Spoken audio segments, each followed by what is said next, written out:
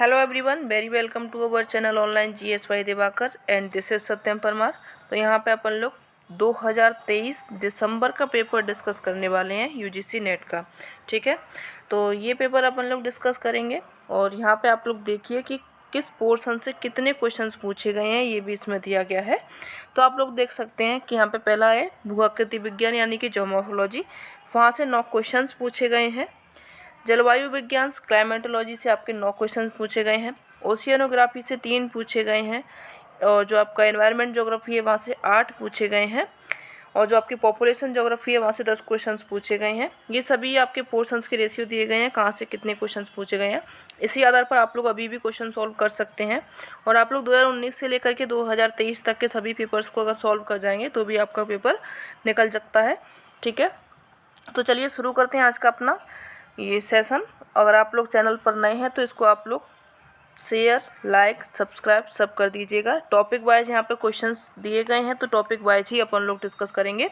पहला यहाँ पे भूआकृति विज्ञान से जितने क्वेश्चन 9 क्वेश्चन पूछे गए थे उनको देखेंगे। ठीक है, चलिए पहला क्वेश्चन है यहाँ पे, एक हिमानी जलोढ़ स्थलाकृति नहीं है, it's not a glacier fluvial landform. Drumlin, इसमें देखिए लैंग्वेज का इशू नहीं होगा आप लोगों को, हिंदी और इंग्लिश दोनों में ही यहाँ पे लैंग्वेज दी गई है। ड्रमलिन है, एस्कर है, केम है एवं केटल छिद्र है। तो कौन है जो कि एक हिमानीकृत जलोढ़ स्थलाकृति नहीं है? तो यहाँ पे आंसर कीजिए। अगर आप लोगों को जितने आंसर आ रहे हैं अब इसमें आप लोग देखिए कितने आंसर आप लोग सॉल्व कर पा रहे हैं। ठीक है, और इसमें क्या है कि आपको कुछ टिक लगे हुए मिलेंगे 8 से 10 क्वेश्चन में, उसके बाद में आपको टिक नहीं लगे मिलेंगे। तो देखिए जो यहाँ पे हिमानी जलोढ़ स्थलाकृति नहीं है पूछा गया है तो इसका आंसर आप लोगों को ए हो जाएगा, यानी कि ड्रमलिन जो है वो एक हिमानी जलोढ़ स्थलाकृति नहीं है। बाकी का एस्कर, केम और जो केटल छिद्र है ये आपकी सभी कैसी हैं, हिमानीकृत स्थलाकृतियाँ हैं। इसमें व्याख्याएं बहुत बड़ी बड़ी दी गई हैं तो आप लोग इनको ज़रूर कर लीजिएगा। ये वाला आप लोग पूरा पेपर कर जाएंगे सॉल्व तो आपका इसमें बहुत ज़्यादा पोर्शन कवर हो जाएगा। देखिए ड्रमलिन क्या है, एक हिमानी जलोढ़ स्थलाकृति नहीं है। ड्रमलिन के बारे में जान लीजिए क्या होता है। ड्रमलिन ड्रमलिन होती है घाटी हिमनद प्रवाहित होने के बाद जब ऐसे स्थल में पहुंच जाता है जहां पर ताप इतना होता है कि हिम अपने रूप में नहीं रह सकता, यानी कि हिमनद पिघलने लगता है। तो हिमनद का जो अग्रभाग होता है वो पिघलने लगता है। क्यों? क्योंकि वहाँ पे हीट ज़्यादा मिल रही है। इस क्रिया को हिमनद का अवसान या फिर ओवलेशन कहते हैं। ठीक है, ओवलेशन क्या होता है ये आप लोग समझ गए। जब जो हिम होती है उस पर ताप ज़्यादा होता है तो जो नदी का आगे वाला पार्ट होता है वो क्या होता है, पिघलने लगता है हिमनद का, उसी को अवसान या फिर ओवलेशन कहते हैं। हिम के पिघलने से प्राप्त जल हिम के अग्रभाग से जलधारा के रूप में निकल पड़ता है। जब वो पिघलेगा तो वो क्या होता है, वो एक जलधारा बन जाता है। इसमें कुछ हिम भी हो सकता है। ये जलधारा अपने साथ हिमनद के मलबा को दूर तक परिवहन करती है। जब ये जल जाता है तो इसके साथ में मलबे भी जाते हैं तथा अपने साथ में हिमनद के मलबे को दूर तक ये परिवहन करती है। उसके बाद में यथास्थान जमा भी करती है, यानी कि जहाँ पर इसको ले जा रही है, जहाँ पे इसका वेग ख़त्म हुआ वहाँ पे इसको जमा भी कर देती है, डिपॉजिट्स कर देती है इनको। इस तरह से हिमनद तथा जल के सम्मिलित रूप से निक्षेपण क्रिया को हिमानी जलोढ़ निक्षेप कहते हैं। इस तरह के निक्षेपण द्वारा कई प्रकार के स्थल रूपों का निर्माण होता है जिन्हें जल तथा हिमनद द्वारा बने स्थल रूप कहते हैं। हिमनद के अग्रभाग से निकलने वाली जलधारा मार्ग में पड़ने वाले सामान्य स्थल रूप हिमनद के द्वारा निर्मित परिवर्तन भी होते हैं। यहाँ पे सामान्य स्थल रूप में देखिए क्या क्या होता है। हिमानी जलोढ़ निक्षेप द्वारा बने स्थल रूप में एस्कर बनते हैं। जो जलोढ़ निक्षेप से बनते हैं वो कौन कौन से होते हैं, एस्कर होते हैं, केम वेदिका होती है, केम वेदिका, हिमनद अवक्षेप यानी कि आउटवॉश प्लेन्स बनते हैं, कैटेल बनते हैं, कैटेल होल्स बनते हैं। ये सभी कैसे हैं, हिमानी जलोढ़ निक्षेप हैं। ड्रमलिन कैसा है, ये हिमानी की निक्षेप जनित निर्मित स्थल रूप में आता है, लेकिन हिमानी जलोढ़ निक्षेप स्थलाकृति नहीं होता। ये क्या है, जलोढ़ निक्षेप नहीं होता, ये सिर्फ क्या है, हिमानी निक्षेप जनित होता है। आगे बढ़िए, नेक्स्ट क्वेश्चन देखिए यहाँ पे। अब यहाँ पे देखिए, एक मिनट, सेकंड क्वेश्चन आप लोगों का इधर है। चलिए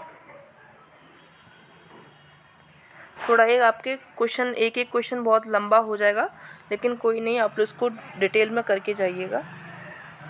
द्विशाखन अनुपात की गणना करें जब एक नदी बेसिन में दूसरे क्रम के खंडों की संख्या 38 तथा तृतीय क्रम के खंडों की संख्या 9 है। Calculate bifurcation ratio of a river basin when second order number of segments are 38 and third order segments are 9। तो क्या होगा यहाँ पे 19 है, 3 है, 4.2 है या फिर 12.66 है। तो क्या होगा, इनका सेग्रेगेशन क्या होगा, इनका अनुपात निकालना होता है। कैसे निकालते हैं तो वो देख लीजिए। यहाँ पे दूसरे क्रम की जो संख्या दी गई है, दूसरे क्रम खंडों की संख्या 38 दी गई है, यानी कि दूसरे क्रम खंडों की संख्या बटे तीसरे क्रम खंडों की संख्या, इस तरीके से इसको निकाला जाता है। तो यहाँ पे देखेंगे, अगर आप 38/9 करेंगे तो इसका जो आंसर आएगा 4.22 आएगा। ठीक है, कितना आएगा, 4.22 आएगा। तो यहाँ पे आपका जो ऑप्शन होगा वो 3 सही हो जाएगा, 4.22 आंसर हो जाएगा। चलिए आगे बढ़िए। चलिए आगे नेक्स्ट देखिए। यहाँ पे स्केल्स दिए गए हैं, पैमाने दिए गए हैं और उनके उपयोग दिए गए हैं। बेंटवर्थ का कौन सा उपयोग होता है, किस में उपयोग होता है, सफिर सिम्पसन का किस में होता है, फुजिता स्केल का किस में होता है यूज, और नेक्स्ट आपका दिया गया है यहाँ पे नीचे है, 1 मिनट इधर देख लीजिए, रिक्टर का किस में यूज होता है। चलिए अब इनको देख लीजिए। यहाँ पे नीचे याद रखिएगा हरिकेन दिया गया है, यहाँ लिख लेते हैं, यहाँ पे लिखते हैं इसको सी में डी होता है, यहाँ पे डी में रिक्टर लिख लो, रिक्टर, यहाँ पे हरिकेन लिख लो। ठीक है, चलिए अब इनको मैच कर लीजिए। जो बेंटवर्थ पैमाने हैं इसका यूज अपन किस में करते हैं, तो इसको यूज करते हैं अवसाद आकार में। जो सफिर सिम्पसन पैमाना है इसका यूज किस में किया जाता है, तो इसका यूज किया जाता है आपका हरिकेन में। फुजिता स्केल का यूज किया जाता है टोर्नेडो में। और बचा आपका रिक्टर, तो रिक्टर का यूज किया जाता है भूकंप में। ठीक है, सॉल्व हो गया आप लोगों का। तो चलिए इसका आंसर देख लीजिए। सेकंड होगा, सेकंड के बाद में फोर्थ है, फोर्थ के बाद में यहाँ पे थर्ड, फर्स्ट। चलिए इसका देख लेते हैं कौन सा है correct. Second, fourth, first, third option आप लोगों का क्लियर हो जाएगा। ठीक है, सॉरी फोर्थ ऑप्शन यहाँ पे आप राइट कर लीजिए, डी ऑप्शन सही हो जाएगा। चलिए आगे बढ़िए, एक बार फिर से देख लीजिए। यहाँ पे बेंटवर्थ अवसाद आकार होता है, सफिर सिम्पसन का प्रयोग होता है हरिकेन को मापने में, फुजिता स्केल का प्रयोग किया जाता है टोर्नेडो को मापने में, रिक्टर स्केल का प्रयोग किया जाता है भूकंप के मापन में। ठीक है, चलिए क्या क्या इनका यूज है इनको देख लीजिए। बेंटवर्थ स्केल, इनके बारे में जानिए। अनाज के आकार के आधार पर तलछट को वर्गीकृत और वर्णित करने का एक पैमाना होता है। इसे उडेन स्केल के नाम से भी जाना जाता है, अन्य नाम इसका याद रखिएगा। उडेन स्केल क्या होता है, इसी को बेंटवर्थ स्केल या फिर उडेन कहते हैं। तलछट का वर्णन करने के लिए यह पैमाना उपयुक्त है क्योंकि यह आकार अनुपात को समान महत्व देता है, और चाहे वे बजरी हो, रेत हो, गाद हो, मिट्टी हो, इनसे संबंधित हो, इन सभी को उनका जो मेन जो उनका आकार होता है भाई इसको ये दिखाता है। जो उडेन या फिर जो बेंटवर्थ पैमाने हैं इनके कुछ वर्गीकरण किए गए हैं, इनको देख लीजिए। 64 मिलीमीटर से बड़ा होता है तो वो आपका पत्थर होता है। 64 मिलीमीटर से छोटा आप में कंकड़ आते हैं, कंकड़ के बाद में कण, रेत के कण आते हैं, और उसके बाद में जो गाद होती है जिसमें पानी मिक्स होता है मिट्टी में, वो आता है। 0.0039 मिलीमीटर से भी छोटा होता है तो वो आपकी मिट्टी होती है। ठीक है, अब देखिए सफिर सिम्पसन जो आपका स्केल है इसका यूज देखिए। सफिर सिम्पसन तूफान पवन स्केल इसको बोला जाता है। ये क्या करता है, तूफानों को वर्गीकृत करता है। किसको करता है, ये तूफानों को वर्गीकृत करता है। यह स्केल पश्चिमी गोलार्ध में आने वाले उष्णकटिबंधीय चक्रवातों को उनकी निरंतर हवाओं की तीव्रता के हिसाब से 5 श्रेणियों में बांटता है। इस स्केल का इस्तेमाल तूफान की तीव्रता को मापने के लिए किया जाता है। यह स्केल जो होता है 1 से लेकर के 5 की रेटिंग इस पर आधारित होता है। यह संभावित संपत्ति के नुकसान का अनुमान भी लगा लेता है। ये कौन सी बात कर रहा है? सैफिर-सिम्पसन की बात कर रहा है। सैफिर-सिम्पसन तूफान पवन स्केल की मदद से लोगों को तूफान के लिए तैयारी करने, इसके बारे में चेतावनी देने और इससे होने वाले नुकसान को कम करने में भी मदद मिलता है। ठीक है, तो जो सैफिर-सिम्पसन है इसका याद रखिएगा, रेटिंग इस पर 1 से 5 की होती है। और साथ में ये अनुमान किसका लगाता है? जो भी इसका हानि होती है इंसानों की, उनका जो धन हानि जन हानि होती है, इन सभी का वो अनुमान लगा लेता है। और पहले से भी अनुमान लगा सकता है कि हाँ यहाँ पे तूफान आने वाला है, इसका भी वो पहले से बता सकता है। आगे बढ़िए, फुजिता स्केल, इसके बारे में जानिए। ये एक ऐसा पैमाना है जो कि बवंडर से होने वाले नुकसान के आधार पर उनकी तीव्रता को मापता है। जो आपके बवंडर आते हैं ना, उनको मापता है ये। यह पैमाना बवंडर से हुई क्षतिग्रस्त संरचना, ऊंचाई पर सबसे तेज 1/4 मील हवा की गति पर यह आधारित होता है। फुजिता स्केल, इसका जो उपयोग किया गया था, सबसे पहले इसको विकसित किया गया था वो 1971 में शिकागो विश्वविद्यालय में डॉक्टर तेत्सुया थियोडोर फुजिता द्वारा इसका विकास किया गया था, इसीलिए इनको फुजिता स्केल कहा जाता है। मौसम विज्ञान एवं पवन इंजीनियरों ने एक समूह के द्वारा इसको बनाया गया था। आगे देखिए, फुजिता स्केल में ये दिया गया इनका वर्गीकरण। F0 से यानी कि 40 से लेकर के 72 होगा, तो जो विंड होगी वो लाइट होती है, यानी कि हवा होती है, बहुत हल्की होती है। F1 में अगर जाएंगे तो 73 से लेकर के 112 में इनका स्केल होता है, मॉडरेट होती है हवा। उसके बाद में आप लोग ये नंबर देखते जाइए, 113 से 157 के बीच में कंसिडरेबल होती है। और F3 में अगर जाएंगे तो यहाँ पे 158 से लेकर के 206 यहाँ पे क्या होता है? सेवियर होती है। F4 में अगर जाएंगे आप लोग तो 207 से लेकर के 260 होती है, डिसवेस्टिंग होती है यहाँ पे। और 261 से लेकर के 318 में इनक्रेडिबल होती है। ये क्या है यहाँ पे फुजिता स्केल में। और जो विंड की स्पीड होती है वो बताया गया है, तो ये भी आप लोग याद रख लीजिएगा। यहाँ से अगर हो सकता है तो मैच द फॉलोइंग में पूछ लिया जाए। चलिए आगे बढ़िए, नेक्स्ट देखिए, यहाँ पे और भी दिए गए हैं। EF स्केल इसमें अलग होता है, जो कि चक्रवातों को बता देता है।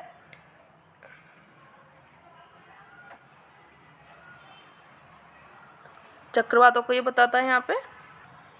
ठीक है, EF0 यानी कि 40 से लेकर के 72 MPH तक होगा, तो यहाँ पे टोर्नेडो हल्का होता है। F1 में 73 से लेकर के 112 MPH का होगा, तो यहाँ पे मॉडरेट टोर्नेडो होता है। और आप लोग देख लीजिएगा, ये 113 से 157 में सिग्निफिकेंट होता है, सेवियर होता है, इनक्रेडिबल होता है, डैमेज यहाँ पे होता है, जिनकी स्पीड अगर होगी 200 से ज़्यादा होगी। ठीक है, चलिए आगे बढ़िए। अब देखिए रिक्टर पैमाना। रिक्टर पैमाना भूकंप की तरंगों की तीव्रता को मापने का एक गणितीय पैमाना है। ये किसकी तीव्रता को मापता है? भूकंप की तीव्रता को। ठीक है, देखिए बवंडर अलग होता है, भूकंप अलग होता है, तूफान अलग होता है, इनमें अंतर पाए जाते हैं। इनके लिए स्केल भी अलग बनाए गए हैं। जैसे एक अमेरिका वैज्ञानिक था चार्ल्स एफ रिक्टर और बेनो गुटेनबर्ग, इन्होंने 1935 में इसको तैयार किया था। इसे रिक्टर मैग्नीट्यूड टेस्ट स्केल भी कहा जाता है, लेकिन जो ज़्यादातर नाम इसका जाना जाता है वो रिक्टर पैमाने के नाम से ही क्वेश्चंस पूछे जाते हैं और यही नाम पूछा जाता है, तो इसलिए आप लोग रिक्टर याद रखिएगा। आगे बढ़िए, भूकंप की तरंगों को रिक्टर स्केल से 1 से 9 तक के अपने मापक पैमाने के आधार पर मापता है। रिक्टर स्केल के तहत प्रति बढ़ते एक अंक के साथ में भूकंप की तीव्रता 10 गुना बढ़ती है। यहाँ से क्वेश्चन पूछा गया था आप लोगों से कि जो रिक्टर स्केल है उस पर एक अगर प्रति बढ़ने पर कितना गुना बढ़ती है, तो वो आपकी भूकंप की तीव्रता 10 गुना बढ़ती है। भूकंप के दौरान जो ऊर्जा निकलती है वह प्रति बढ़ते अंक के साथ लगभग 32 गुना बढ़ती जाती है। भूकंप की तीव्रता सिस्मोग्राफ पर ऊंची लाइनों के रूप में दिखाई देती है। ठीक है, जब भूकंप की तीव्रता बढ़ती जाती है, जैसे आप लोगों का ब्लड प्रेशर बढ़ता है ना, तो वो ऊंची लाइनें होती जाती हैं। इसी तरीके से सिस्मोग्राफ पर भूकंप की तीव्रता दिखाई देती है। सिस्मोग्राफ अलग है, रिक्टर अलग है। ठीक है, चलिए आगे बढ़िए, नेक्स्ट क्वेश्चन देख लीजिए। यहाँ पे बाह्य क्रोड आंतरिक क्रोड से तरंगों के वेग में अंतर के आधार पर विलय किया जाता है।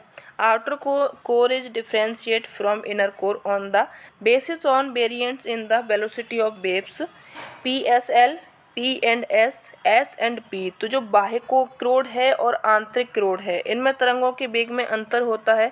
और कौन सी तरंग इसमें विलग होती है, कौन सी तरंग इसमें खोती है, तो वो कौन सी होती है यहाँ पे? पी तरंगे हैं। कहाँ ये जो आपकी एस तरंगे हैं ये तो पहुँचेगी नहीं क्रोड वाले एरिया में, क्यों? क्योंकि लिक्विड एरिया होता है यहाँ पे। जो आपकी एस तरंगे होती हैं वो सिर्फ ठोस माध्यम से ये चलती हैं। पी तरंगे केवल ऐसी हैं जो आपके ठोस, तरल और जो गैसीय माध्यम से होकर के गुजरती हैं। तो जो तरंगों के वेग में अंतर मिलता है वो आपकी पी तरंगों का मिलता है। आंसर जो सही होगा वो कौन सा हो जाएगा यहाँ पे? Fourth option, D option correct हो जाएगा। पी तरंगे इसका आंसर हो जाएगा। चलिए इसकी व्याख्या देख लीजिए। भूकंप मूल से भूकंपीय तरंगें उठती हैं। ये तरंगें सर्वप्रथम भूकंप मूल के ठीक ऊपर या फिर 90 डिग्री के कोण पर स्थित भूकंप अधिकेंद्र पर पहुंचती हैं। भूकंप मूल से भूकंपीय तरंगें अलग अलग दिशाओं में चलती हुई पृथ्वी की सतह तक पहुंचती हैं। पी तरंगों की अगर बात करें तो इनको प्राथमिक तरंगें, प्रधान लहरें, अनुदैर्घ्य तरंगें, दबाव वाली लहरें, ध्वनि तरंगों के समान तरंगें इनकी होती हैं। ये कई सारे इनके नाम हैं, यहाँ से भी क्वेश्चन पूछे गए हैं तो आप लोग इनको भी याद करके चलिएगा। कभी अगर पी तरंगे ना दिया गया तो इनका नाम अनुदैर्घ्य तरंगें भी दिया जाता है। एक क्वेश्चन ये भी पूछा गया था कि तरंगों के समान कौन सी तरंग का वेग होता है, तो आप लोग याद रखिएगा पी तरंग का होता है। आगे बढ़िए, चलिए इनके बारे में जानिए। प्राथमिक लहरें इनको कहा जाता है, ध्वनि तरंगें इनको कहा जाता है। इनके समान होती हैं। इनमें अणुओं का कंपन लहरों की दिशा के आगे पीछे होता है। इसी कारण इस लहर को अनुदैर्घ्य तरंगें या फिर लॉन्गिट्यूडिनल वेव भी कहा जाता है। ये लहरें ध्वनि लहरों की भांति आगे पीछे धक्के देती हुई चलती हैं। चूँकि इन लहरों से दबाव पड़ता है अतः इन्हें दबाव वाली लहरें कहती हैं। जब इस तरीके से चलेंगी, एक मिनट, इस तरीके से आप लोगों की ये लहरें चलेंगी या फिर इस तरीके से चलेंगी तो इधर दबाव पड़ा, इधर प्रेशर पड़ा, इधर प्रेशर पड़ा, ये इसी क्या होता है? प्रेशर पड़ता है, इसलिए इनको दबाव वाली लहरें भी कहते हैं। ठीक है। इन लहरों की तीव्रता क्या होती है? बहुत ज़्यादा होती है, सर्वाधिक होती है, सबसे अधिक होती है। पी तरंगों की गति औसत रूप से 8 किलोमीटर प्रति सेकंड होती है। विभिन्न प्रकार की घनत्व वाली चट्टानों में इनकी गति भिन्न भिन्न होती है। जिनमें चट्टानों में घनत्व कम होगा, ज़्यादा होगा, उसी हिसाब से इनकी क्या होती है? गति होती है। अब बात करें द्वितीयक तरंगों की, आड़ी तरंगों की, अनुप्रस्थ तरंगों की, एस तरंगों की या फिर जल तरंगों की। ठीक है। ये कई सारे नाम हैं एस तरंगों के। किसके हैं ये? एस वेव के। ठीक है। या फिर इनको प्रकाश तरंगे कहते हैं। सभी के नाम, अनुदैर्घ्य और अनुप्रस्थ दोनों के नाम याद रखिएगा। अनुदैर्घ्य आप लोगों की पी तरंगे हैं, अनुप्रस्थ तरंगे आप लोगों की एस तरंगे हैं। ठीक है। और ये आड़ी तरंगे हैं। आपसे पूछा जाएगा, घुमाया जाएगा कि जो एस तरंगे होती हैं असर्शन रीजन वाले में या फिर जो आपके स्टेटमेंट वाले होते हैं उसमें दिया जाता है कि जो एस तरंगे होती हैं ये ध्वनि के समान चलती हैं, लेकिन नहीं चलती हैं। कैसे चलती हैं? आड़ी चलती हैं।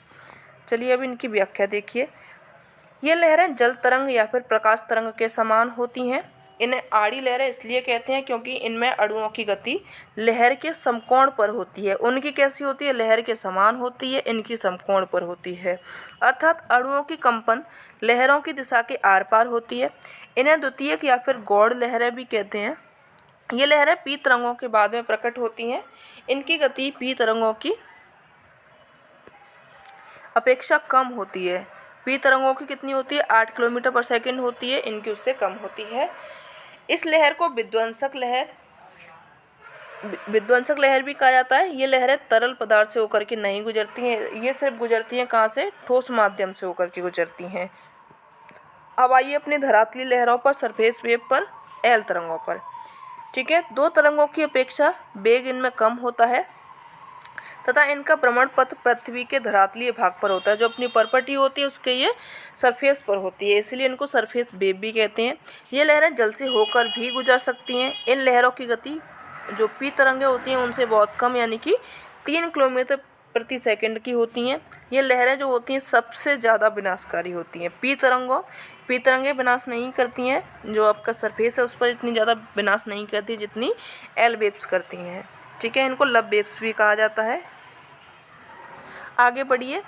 अब यहाँ पे मुद्रा निर्माण दिया गया है, प्रक्रम दिया गया है और जलवायु दिया गया है। ठीक है। मृदा होगा यहाँ पे, मुद्रा नहीं होगा। चलिए, लेटराइजेशन दिया गया है, पोर्टजोलाइजेशन दिया गया है, ग्लेजेशन दिया गया है, खट्टीकरण दिया गया है। ठीक है। इंग्लिश में देख लीजिए इनके, और इनकी क्लाइमेट दी गई है। ग्लेजेशन एवं कैल्सिफिकेशन, खट्टीकरण को आप लोग कैल्सिफिकेशन याद रखिएगा। क्लाइमेट यहाँ पे आर्द्र शीतोष्ण दिया गया है, ह्यूमिड टेम्परेट, उष्ण एवं आर्द्र दिया गया है, अर्ध शुष्क सेमी एरिड या फिर अत्यधिक ठंडा और आर्द्र। आंसर कीजिए फटाफट से आप लोग, किसका ऑप्शन क्या होगा। तो चलिए इनको लगा लेते हैं। लेटराइजेशन की अगर बात करें तो इसके लिए जो क्लाइमेट चाहिए होता है वो अपन लोगों को यहाँ पे उष्ण और आर्द्र दोनों तरीके का क्या चाहिए होता है, क्लाइमेट चाहिए होता है। ठीक है, पहले का सेकंड हो जाएगा।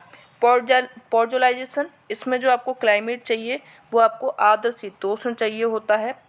ग्लाइजेशन में जो आपको क्लाइमेट चाहिए वो बहुत ज़्यादा ठंडा चाहिए होता है। कैल्सिफिकेशन में सेमी एरिड चाहिए होता है। ठीक है, तो second, first, fourth, third option देख लीजिए यहाँ पे कौन सा होगा।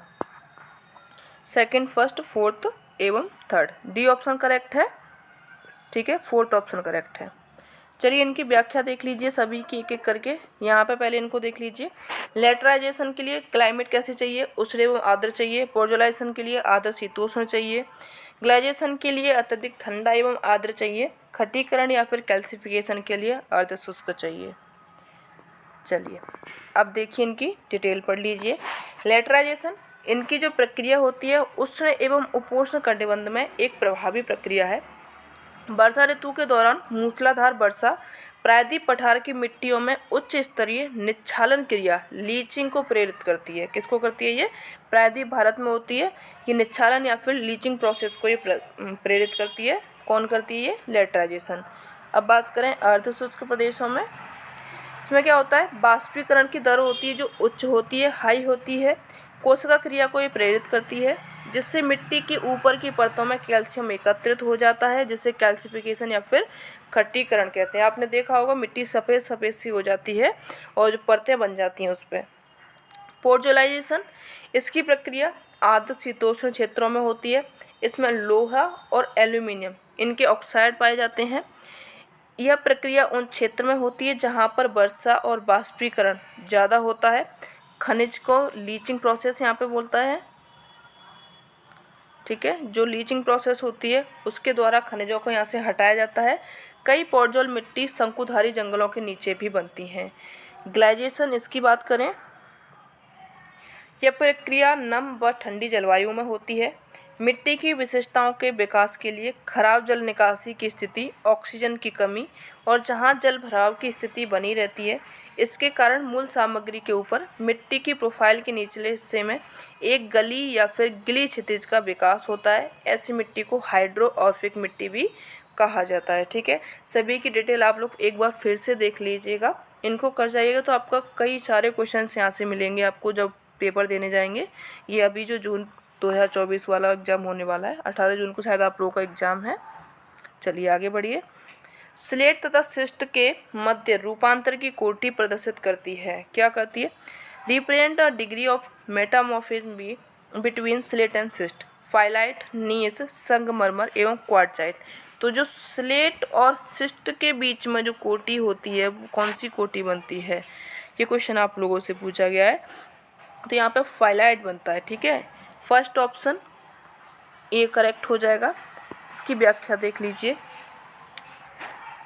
फाइलाइट जो होता है स्लेट और शिस्ट के मध्य रूपांतर की कोटि प्रदर्शित करती है। कायांतरित चट्टानें उच्च तापमान, दबाव एवं दोनों के प्रभाव से ऊंचे ताप की वाष्प व जल की रासायनिक क्रिया से आग्नेय और अवसादी चट्टानों के मूल स्वरूप में परिवर्तन हो जाता है। इन परिवर्तन के फलस्वरूप बनी चट्टानें कायांतरित चट्टानें कहते हैं। ठीक है, देखिए सिंपल भाषा में समझें, कोई भी चट्टान है उस पर ताप, दाब और जो आपका पानी पड़ता है उसमें बहुत ज़्यादा हीट पड़ती है, फिर ठंडा हो गया, इनके कारण चट्टानों का क्या होता है, जो मूल रूप होता है वो परिवर्तन हो जाता है। जब वो परिवर्तन हो जाता है यानी कि उनका रूपांतरण हो गया तो उन चट्टानों को रूपांतरित चट्टानें या फिर कायांतरित चट्टानें बोल दिया जाता है। ठीक है, अब इन चट्टानों में गुण क्या होते हैं, इनके गुण, रंग, खनिज संरचना एवं जो कणाकार होते हैं नए सिरे से बनते हैं। कणाकार यानी कि जो कण का आकार होता है उनका वो भी क्या होता है, बिल्कुल नए सिरे से बनता है। इन चट्टानों में कठोरता एवं दृढ़ता सर्वाधिक होती है। इनमें जीवाश्मों का अभाव पाया जाता है। ऐसी शैलों में आते हैं हीरा है, संगमरमर है, अब्रक है, जीवाश्म है, क्वार्टजाइट है। ये सभी कैसे होते हैं, रूपांतरित चट्टानें हैं। अब यहाँ पे देखिए जो मेन चट्टानें होती हैं उनके रूप परिवर्तन होने से कौन कौन सी चट्टानें बनती हैं, इनको जान लीजिए। ग्रेनाइट क्या है? मूल चट्टान है, इसका रूप परिवर्तन हो गया तो नीस बन जाता है। बेसाल्ट मूल चट्टान है, इसका परिवर्तन होकर के एम्फीबोलाइट बन जाता है। बेसाल्ट का ही फिर और भी रूप परिवर्तन होता है तो यहाँ पे सिस्ट एवं फाइलाइट बन जाता है। अब सादी चट्टानें हैं, इनमें कुछ मूल चट्टानें जैसे कि क्ले होता है, क्ले एवं सैल होता है, इनका जब रूप परिवर्तन होता है तो यहाँ पर स्लेट और सिस्ट बनता है। चूना पत्थर का रूप परिवर्तन होकर के संगमरमर बनता है। चाक एवं डोलोमाइट से भी संगमरमर बनता है। बालू का पत्थर से क्वार्टजाइट बन जाता है। कॉन्ग्लोमरेट से भी क्वार्टजाइट बनता है। ठीक है, इनको याद रखिएगा, यहाँ से क्वेश्चन पूछे जाते हैं। चलिए आगे बढ़िए। अब यहाँ पे ऑप्शन देख लीजिए। जो ब्लैक फॉरेस्ट पर्वत है पर्वतीकरण से संबंधित है। Black Forest mountain belong to orogeny, Alpine age का है, हर्सिनियन का है, कैलिडोनियन का है या फिर प्रीकैम्बियन का है। कौन सी एज में बना था आप लोगों का ये जो ब्लैक फॉरेस्ट? तो यहाँ पे आपका ऑप्शन जो करेक्ट होगा वो हर्सिनियन हो जाएगा। हर्सिनियन टाइम पीरियड में आपका ब्लैक फॉरेस्ट बना हुआ है। बी ऑप्शन करेक्ट कर लीजिएगा।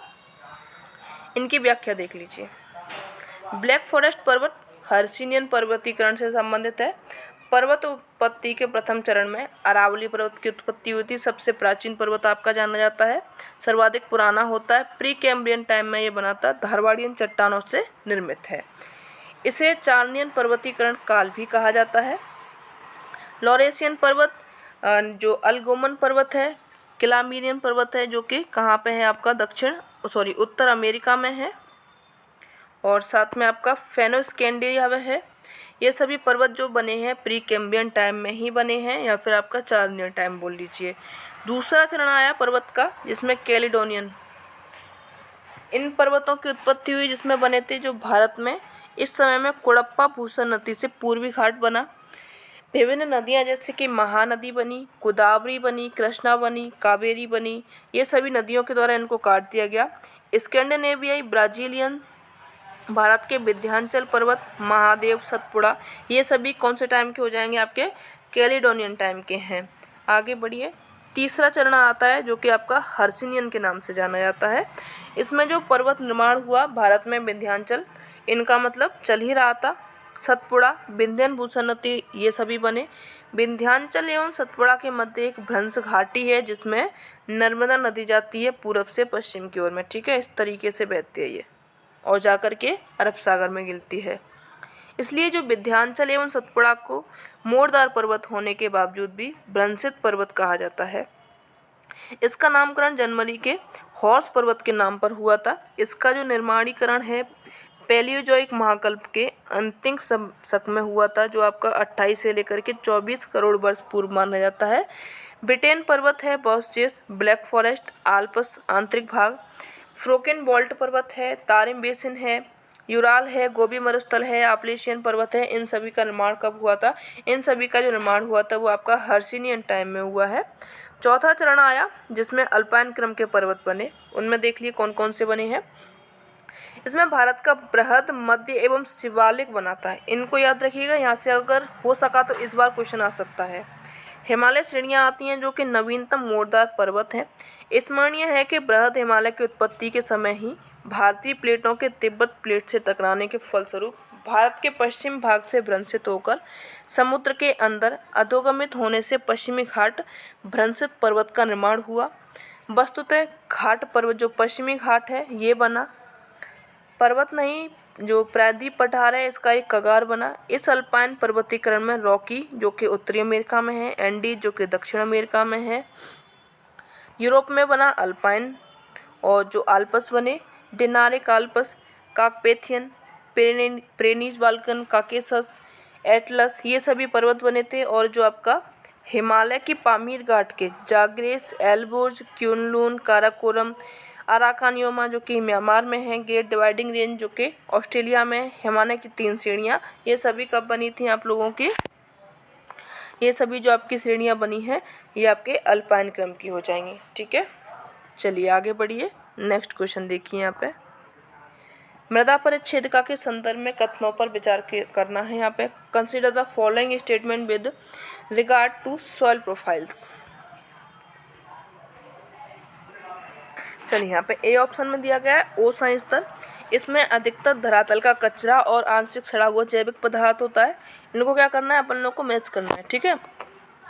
बी में दिया गया है यहाँ पे, इसे सामान्यतः ऊपरी मृदा कहा जाता है। इंग्लिश में देख लीजिए, ओ हॉरिजन होता है जो कि it consistence mostly of surface litter and partially decaying organic matter. A horizon में it is commonly called as top soil.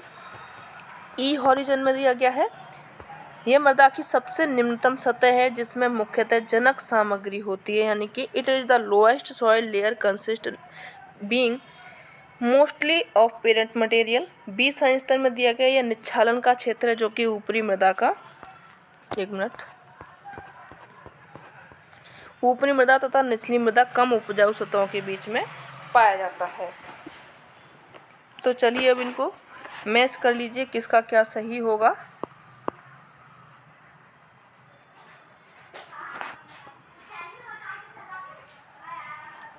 चलिए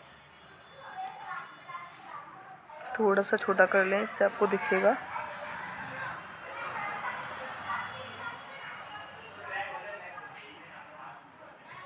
देखिए ओ साइन स्तर है, ओ होराइजन की अगर अपन बात करें तो इसमें क्या होता है, जो अधिकतर धरातल का कचरा होता है और आंशिक सड़ा हुआ जैविक पदार्थ इसमें शामिल होता है। तो आप लोगों का जो ए दिया गया है वो एक मिनट, इसमें ऑप्शंस नहीं है, इसमें कौन कौन से सही हैं ये अपन लोगों को लगाना है, ठीक है ठीक है। चलिए जो ओ साइन स्तर है इसमें अधिकतर कचरा, जो धरातल का कचरा होता है, आंशिक सड़ा हुआ जैविक पदार्थ होता है, ये आप लोगों का सही है, ए करेक्ट है, ठीक है। इसके बाद में जो ए होराइजन दिया गया है इसे सामान्यतः ऊपरी मृदा कहा जाता है, ये भी आप लोगों का सही है, बी भी सही है। यहाँ पे जो ई साइन स्तर है यह मृदा की सबसे निम्नतम सतह है जिसमें मुख्यतः जनक सामग्री होती है, तो आपका ई गलत हो जाएगा। और डी में दिया गया है कि जो बी साइन स्तर होता है ये निच्छालन का क्षेत्र होता है जो कि ऊपरी और निचली मृदा को उपजाऊ सतहों के बीच में पाया जाता है, तो बी भी आप लोगों का गलत है, यानी कि डी ऑप्शन भी गलत है। ए और बी दोनों सही हैं जो कि आपके ऑप्शन 4 में दिए गए हैं, केवल ए और बी दोनों सही हो जाएंगे। इनकी व्याख्या देख लीजिए। चलिए इनको डिटेल पढ़ लीजिए। ओ साइन स्तर, इसमें अधिकतर धरातल का कचरा और आंशिक सड़ा हुआ जैविक पदार्थ होता है। किसी भी मृदा परिच्छेदिका का ऊपरी साइन स्तर जैविक साइन स्तर या फिर कार्बनिक साइन स्तर कहलाता है, जिसके अंतर्गत जीवित या फिर मृत जैविक पदार्थों की बहुलता होती है। इसे अंग्रेजी के ओ अक्षर के द्वारा इंगित किया जाता है। बी में देखिए ए साइन स्तर यानी कि ए होराइजन, इसे सामान्यतः ऊपरी मृदा कहा जाता है। खनिज साइन स्तर भी इसको कहा जाता है जो कि ऊपरी साइन स्तर O1 O2 जैविक साइन स्तर में आता है। खनिज साइन स्तर का निर्माण अजैविक खनिजों से होता है। चलिए आगे देखिए, मृदा परिच्छेदिका के बारे में दिया गया है यहाँ पे। भूतल तथा नीचे स्थित आधार सेल के ऊपर भाग के मध्य स्थित समस्त मृदा मंडल के लंबवत साइन स्तरों को सामूहिक रूप से मृदा परिच्छेदिका कहा जाता है, मृदा पार्श्विका कहा जाता है, ठीक है। कि जो मृदा परिच्छेदिका है मृदा के संघटकों के लंबवत वितरण का प्रतिनिधित्व करती है। इस तरीके से इनको साइन स्तरों में बांटा गया है, ओ बी ए, इस तरीके से इनको बांटा गया है, ठीक है। चलिए आगे बढ़िए। नेक्स्ट देखिए यहाँ पे, हिमनद झील के फटने से बाढ़ यानी कि ग्लोफ जो आता है GLOF, इसके संदर्भ में निम्नलिखित में से कौन सा कथन सही नहीं है। चलिए पढ़िए इन कथनों को। हिमनद के पीछे हटने के दौरान खुले हुए हिमनदी तल का अति गंभीरन जो पिघलते जल को हिमानी झील के रूप में संग्रहित होने देता है। बी ऑप्शन में यहाँ पे दिया गया है, इंग्लिश आप लोग पढ़ लीजिएगा। चलिए देखते हैं यहाँ पे। Over deeping of former glacial beds are uncovered during the course of glacial retreat which allow melt water to collect as glacial lake. Second option यहाँ पे दिया गया है कि वैश्विक स्तर पर लगभग 150 मिलियन लोग संभावित GLOF यानी कि ग्लोफ के प्रभाव से आरक्षित होते हैं। About 150 million people globally are expose to impact of potential GLOF. Asia के उच्च पर्वतों जो HM इनकी जनसंख्या विश्व में GLOF से सर्वाधिक आरक्षित है। Population of high mountains of Asia HMA are the most exposed to globe. ठीक है, जो HMA इनकी फुल फॉर्म है high mountain of Asia, globe in the world. Fourth में यहाँ पे दिया गया है ग्लोब अल्पीकरण SDG 10 के अंतर्गत शामिल है। Globe mitigation covered under UN SDG 10। ठीक है, तो इसमें आप लोगों को जो गलत ऑप्शन है वो चूज करना है, कौन सा यहाँ पे गलत हो जाएगा। चलिए इनको देखिए, अगर आप बात करेंगे पहले की जो हिमनद है, इनके पीछे हटने के दौरान खुले हुए हिमनदी तल का अति गंभीरन जो पिघलते जल को हिमानी जल के रूप में संग्रहित होने देता है, तो ये ग्लोब के बारे में सही है। तो सही है यानी कि ये तो गलत हो जाएगा। आगे बढ़िए।